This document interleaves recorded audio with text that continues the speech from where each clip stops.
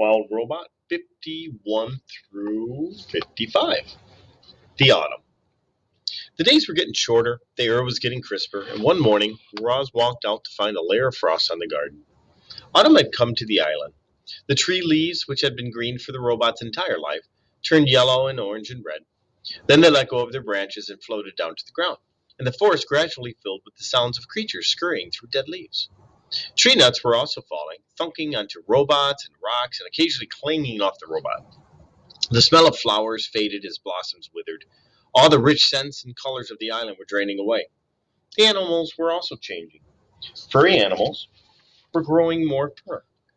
Feathery animals were growing more feathers. Scaly animals were starting to look for new homes. Yep, it's cooling off, croaked one frog to another. Before long, it'll be time for sleeping.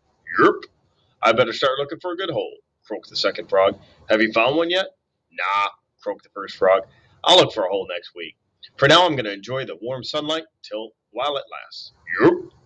Many of the island animals were already thinking about their winter hibernations. Frogs, bees, snakes, and even bears would soon disappear and spend the next few months resting out of sight. And then there were the birds. Some birds, like owls and woodpeckers, would spend the winter nesting and eating the island's few remaining edibles. But the migratory birds were preparing for the long journey south to their warm wintering grounds. And among the birds destined to leave were the geese. Chapter 52. The Flock. Brightbill slowly waddled into the nest. He had a confused look on his face. Mama, the other goslings said that we have to leave the island soon, and we won't return for months and months. Is that true? This is true, said Roz. You know that geese migrate south for the winter. Will you migrate with us? Said Brightbill. I cannot fly or swim, so I will spend the winter here on the island. Can I stay with you? I do not think that is a good idea. I think you should migrate with the flock. How long will the migration take? Said Brightbill. Where will I fly? When will we come home? I do not know, said Roz. Let's go ask the others. And so the robot and the gosling walked around the pond to where Loudwing and her friends were chatting. Hello, everyone, said Roz. Brightbill has some questions about the flock's upcoming winter migration. And we'd be happy to answer them, said Loudwing. What would you like to know, little one? How long will the migration take, said Brightbill.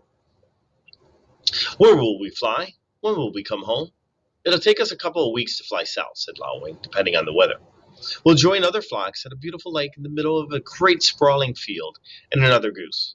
And we'll come back to the island after 4 or 5 months, said someone else, depending on the weather. As they walked back to the nest, Brightbill said to his mother, Lately I've been feeling this strong urge to fly, not just around the pond or the island, but on a long flight, like a journey. Those are your instincts, said the robot. All animals have instincts. They help you survive. Do you have instincts, said the gosling. I do have instincts. They help me survive also. My instincts are definitely telling me to fly south for the winter, said Brightbill. I just wish you could join us. I'm going to worry about you while I'm away. Do not worry, I'll be fine, said Roz. How bad could winter be? Chapter 53 is called The Migration. It was the night before the migration, and Brightbill was sleeping fitfully. Roz watched him toss and turn until he finally crawled up into her arms, and she rocked him to sleep just like the old days. Early the next morning, Brightbill waddled outside and looked at the pond. The water was perfectly still. A few lazy clouds drifted above. Geese were already gathering by the beach, and then tiny claws scampered down from the treetops. So today's the day, huh? Said Chit Chat, perched on a branch. You're going to see so many new things and meet so many new animals, and if there are any squirrels at your winter grounds, please tell them Chit Chat says hello. Today is the day, said Brightbill. The flock will be leaving soon. Are you excited, or nervous, or scared? I'm all of those things. The squirrel whispered. Well, don't worry about your mother. I'll look after her so you'll know she'll be perfectly fine. Brightbill smiled. I'm afraid it's time to go, said Roz as she stepped out of the nest. Okay, Mama, said the gosling. See you in the spring, Chit Chat. Have a nice migration, Brightbill. The squirrel scampered back into the treetops. Come home with lots of exciting stories, but not too exciting because I don't want anything scary to happen to you. Bye-bye. The geese were honking with excitement and hustling around as they made their final preparations. Several of the fathers huddled together, discussing their flight plans while the mothers took a head count. There you are, Brightbill. Loudwing honked from the middle of the crowd. We're just about to begin. May I have your attention, please, said the loudest goose. As most of you know, my name is Longneck, and I'll be leading this year's migration. I'll ask everyone to please join your families for takeoff. Once we're all airborne, each family will take its position in our V formation and we'll start the first leg of our journey. Are there any questions? I have a question, came a booming voice. My son will not have any family with him. Where does he fit into the formation? Everyone turned to Longneck. He can fly with me, said the big goose. I hear Brightbill is a very clever flyer. I could use his help at this point. A moment later, the geese began flapping and honking and making their way into the air. A cloud of feathers floated down from the robot and her son. You're not a gosling anymore, said Roz. I am proud of the fine young goose you have become. Brightbill fluttered up to his mother's shoulders. Thanks, Mama. The young goose wiped his eyes. Is this where we say goodbye? This is where we say goodbye for now.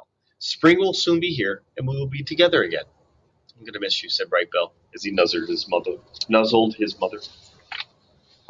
I'm going to miss you, too. Cool picture, said Roz as she nuzzled her son. The goose took a deep breath, then she shook his tail feathers, flapped his wings, and joined the flock. At first, the geese flew in a disorganized jumble, but each goose slowly drifted in position until the flock formed a wobbly V. At the lead was Longneck, and behind his left wing was Brightbill. They circled in the sky until a V pointed south, and the geese began their long migration. Roz climbed to the top of the tree and watched as the flock slowly faded into the horizon. Chapter 54 is called The Winter. The island was quiet. The migratory birds had all left. The hibernators were asleep, and everyone else had begun their simple winter routines. Everyone but Roz. Now that she was alone, our robot didn't know what to do with herself.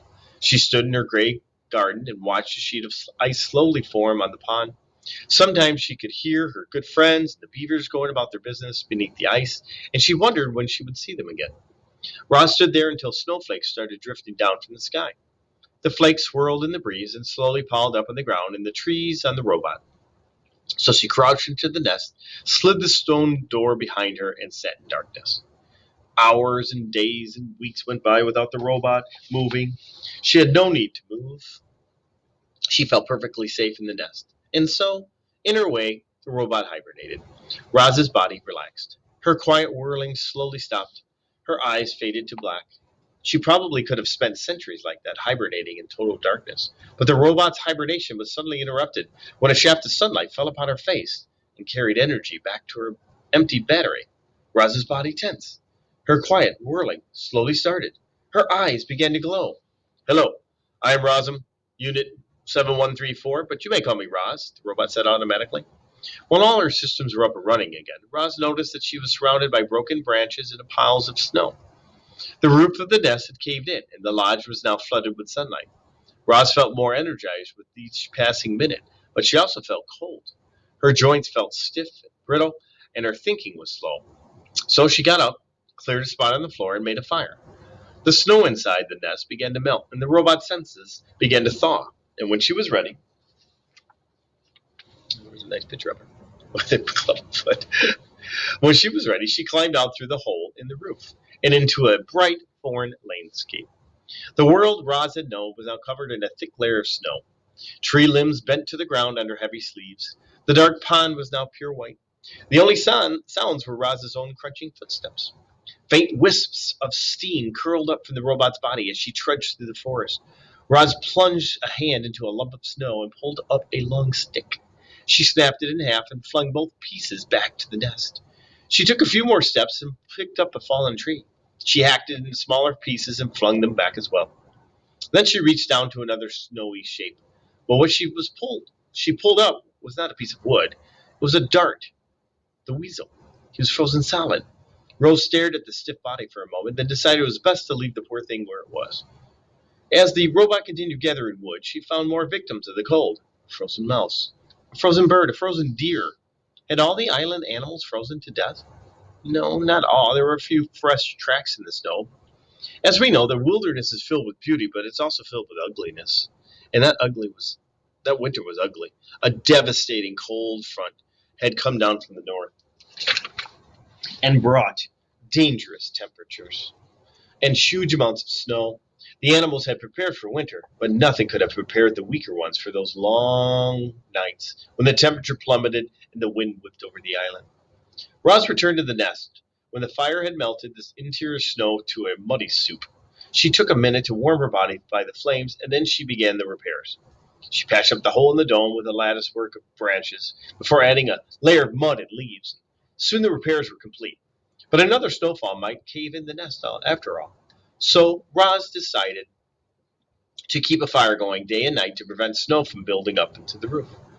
The robot brought in load after load of firewood, and each time she went outside, she was reminded of the frozen weasel, and mouse, and bird, and deer.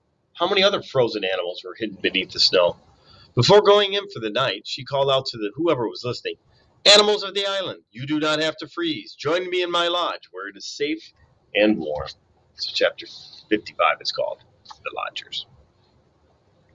Firelight spilled out from the nest in the cold, blustery nights. Roz sat inside and listened to the wind, to the soft pops and crackles of burning wood, and then the robot's keen hearing picked up another sound, tiny footprints, steps crunching through the snow. "Roz, I'm freezing. Can I join you by the fire, please?" said a weak voice. In the light crawled Chit-Chat. The squirrel was shivering, and clumps of ice stuck to her fur. When she finally felt the heat of the fire, she collapsed. Roz picked her up off the floor, gently placed her on a warm stone, and let her sleep. An hour later, there were more footsteps, and a family of hares shuffled into the nest. They huddled together in a corner without saying a word. Pinktail, the old possum, was next to arrive. "Good evening," she mumbled, trying to act cheerful. "It certainly has been chilly." Swooper the owl hobbled in, followed by some chickadees and a magpie. Fink knew a good thing when he saw it, and the fox lay down right there by the fire. Then came Dig Dog, the groundhog. The fuzzy bandits carried in an old turtle named Craig, who was in the worst shape of all. Creatures who should have been hibernating deep under the ground had been roused by that vicious weather. Only the healthiest animals and the warmest homes were safe. More and more weary animals appeared, and slowly the lodge filled up. This was the first time many of the lodgers had seen fire, and they gazed at it with a mixture of fear and hope. They could feel the fire's destructive power, but they could also feel its healing power, and it's warmed their bones. The lodgers seemed to push forward, eager to feel more warmth, and then pull back, afraid of feeling too much. It was important that the lodgers understood fire, so Roz showed them how to build one. She showed the smaller animals how to arrange the kindling, and she showed the bigger animals how to arrange the logs. Bumpkin, Lumpkin, and Rumpkin struck the firestones together, and everyone cheered when they finally managed to spark. As Roz looked around, she saw moles curling up beside an owl, a mouse snuggled between two weasels, hare nestling against a badger. Never before had the robot seen prey and predators so close and peaceful. But how long could the peace last? "I propose a truce," said Roz. "Like the dawn truce, everyone must agree not to hunt or harm one another while in my lodge." "Very well," said Swooper, after consulting his carnivorous friends. "We hunters will control ourselves." "Then it is settled," said Roz. "My home is a safe place for all." One by one, the lodgers fell asleep into a deep sleep. Even the nocturnal creatures, usually wide awake at that hour, gave in to the coziness of the nest. The robot stood out of the way and quietly tended to the fire as her guests slept through the night. Only when daylight was streaming in through the door did the lodgers finally begin to stir. "You are all welcome to stay here as long as you like," said the robot, as the animals rubbed sleep from their eyes. "My home is your home." "Thanks a lot, Roz." Fink carefully stepped over a hare and a woodpecker on his way to the door. "I don't think I would have survived any other night on my own. It's just too bad we can't cram a few more creatures in here." And the fox slipped outside.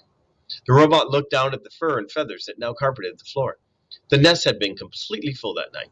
If any more animals showed up, they'd be left out in the cold. But Roz was not about to let that happen.